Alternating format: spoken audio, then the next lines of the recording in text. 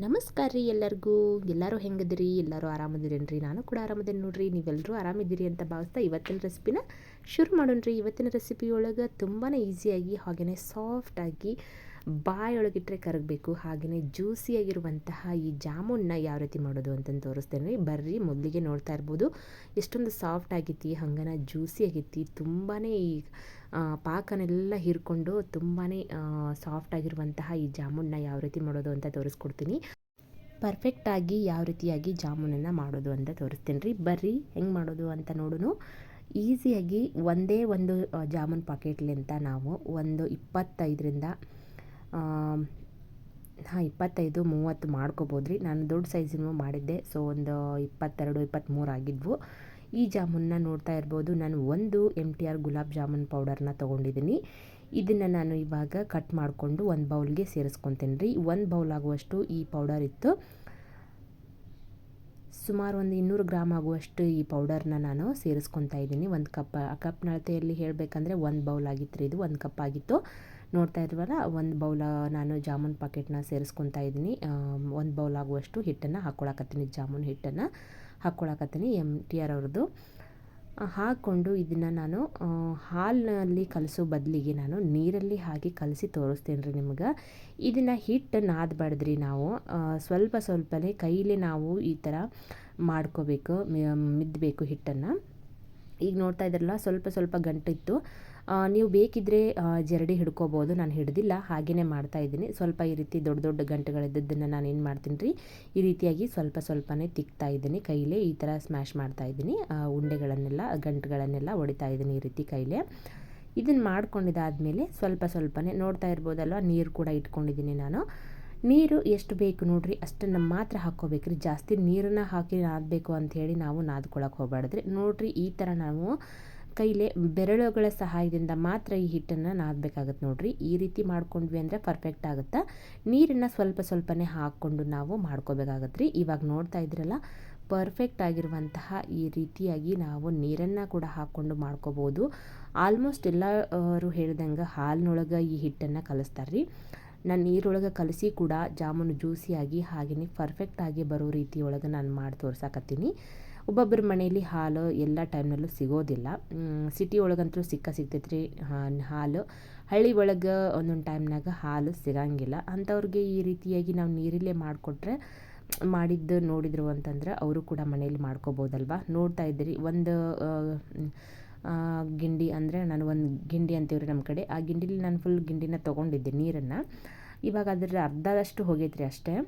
ಇವಾಗ ಪಾಕ ಮಾಡ್ಕೊಳ್ಳೋದಕ್ಕಂತ ಹೇಳಿ ನಾನು ಯಾವ ಕಪ್ಪಿಲೆ ಜಾಮೂನ್ ಹಿಟ್ಟನ್ನು ತೊಗೊಂಡಿದ್ದು ನೋಡಿರಿ, ಅದೇ ಕಪ್ಪಿನ ಅಳತೆಯಲ್ಲಿ ನಾನು 2 ಕಪ್ ಸಕ್ಕರೆನ ಹಾಕ್ಕೊಳಕತ್ತೀನಿ ರೀ. ಹಾಗೆಯೇ 2 ಕಪ್ ಆಗುವಷ್ಟು ನೀರನ್ನು ಹಾಕ್ಕೊಳಕತ್ತೀನಿ ರೀ.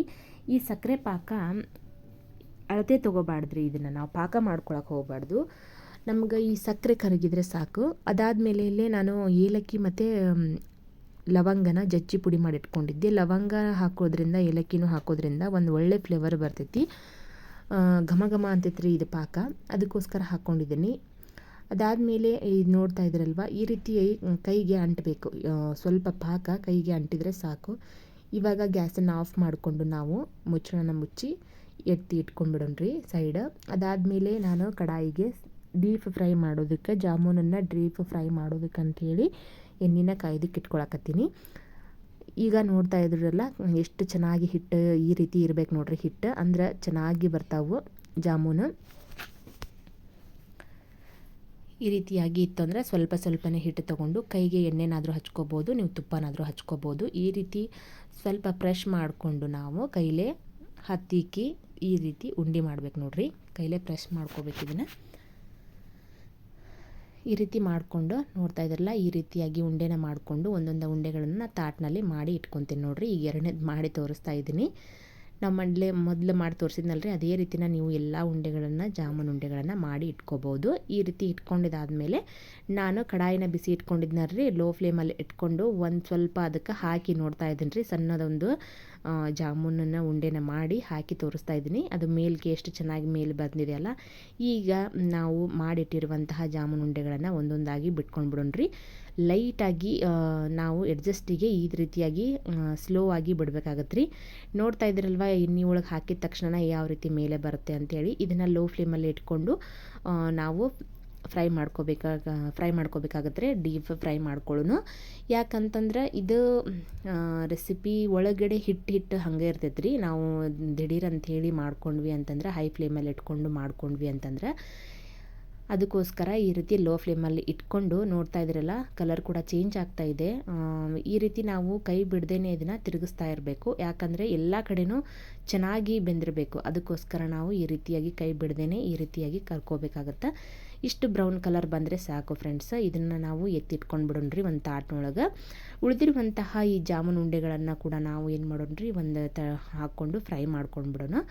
ಇವಾಗ ಇವನ್ನ ತಾಟ್ನೊಳಗೆ ಹಾಕೋತೀನಿ ನೋಡಿರಿ. ಒಂದು ಯಾವುದಾದ್ರೂ ಒಂದು ಬೌಲ್ನೊಳಗೆ ಹಾಕ್ಕೊಳ್ಳೋಣ್ರಿ. ಇವು ಸ್ವಲ್ಪ ತಣ್ಣಗಾದ್ಮೇಲೆ ಪಾಕ ಇರ್ತೈತಲ್ರಿ, ಆ ಪಾಕ ಆಗಿರ್ಬೇಕು ರೀ ಅಂತಂದರೆ ಸ್ವಲ್ಪ ಉಗುರು ಬೆಚ್ಚಗಿರ್ಬೇಕು ರೀ. ಸ್ವಲ್ಪ ಉಗುರು ಬೆಚ್ಚಗಿರಬೇಕು. ನಾವು ಇವನ್ನ ಫ್ರೈ ಮಾಡಿದ ತಕ್ಷಣ ತೊಗೊಂಡು ಅದಕ್ಕೆ ಹಾಕಬಾರ್ದ್ರಿ. ಇವು ಸ್ವಲ್ಪ ಲೈಟಾಗಿ ತಣ್ಣಗಾಗಬೇಕು. ಅದಾದಮೇಲೆ ನೋಡ್ತಾ ಇದ್ರಲ್ಲ, ಸಕ್ಕರೆ ಪಾಕ ಲೈಟಾಗಿ ಬಿಸಿ ಇದೆ, ಅದು ಉಗುರು ಬೆಚ್ಚಗೆ ಅಂತೀವಲ್ರಿ, ಅದು ಆ ರೀತಿ ಐತಿ. ಇದಕ್ಕೆ ನಾನಿವಾಗ ಮಾಡಿಟ್ಟಿರುವಂತಹ ಎಲ್ಲ ಜಾಮೂನು ಉಂಡೆಗಳನ್ನು ಅದಕ್ಕೆ ಸೇರಿಸ್ಕೊತಾ ಇದ್ದೀನಿ. ಸೇರಿಸ್ಕೊಂಡಿದ್ದಾದ ನಂತರ ನಾವು ಒಂದು ಸತಿ ಚೆನ್ನಾಗಿ ಮಿಕ್ಸ್ ಮಾಡಿಕೊಂಡು ಈ ಉಳಿದಿರುವಂತಹ ಎಲ್ಲ ಜಾಮೂನನ್ನ ಕೂಡ ನಾನು ಹಾಕೋತೇನೆ ನೋಡಿರಿ. ಫ್ರೈ ಮಾಡಿಟ್ಟಿರುವಂತಹ ಜಾಮೂನನ್ನು ಹಾಕ್ಕೊಳಕತ್ತೀನಿ.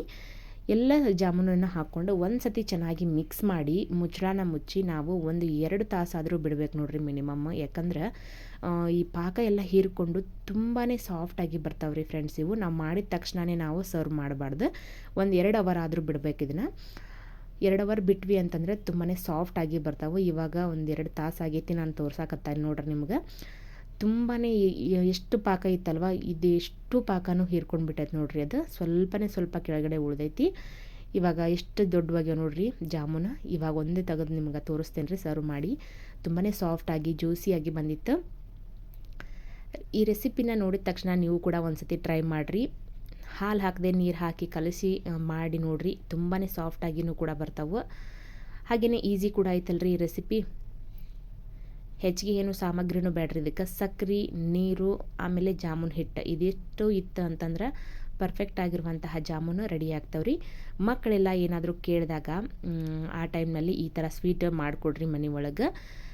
ಹೋಟೆಲ್ ಅಂದರೆ ಈ ಬೇಕ್ರಿ ಒಳಗೆಲ್ಲ ಸಿಗ್ತೈತಲ್ರಿ, ಅದೇ ರೀತಿನ ಆಗ್ಯಾವ ನೋಡ್ರಿ. ಪರ್ಫೆಕ್ಟಾಗಿ ಆಗ್ಯಾವ. ಎಲ್ಲ ಜಾಮೂನು ಉಬ್ಕೊಂಡು ಬಂದೆವು ನೋಡ್ರಿ.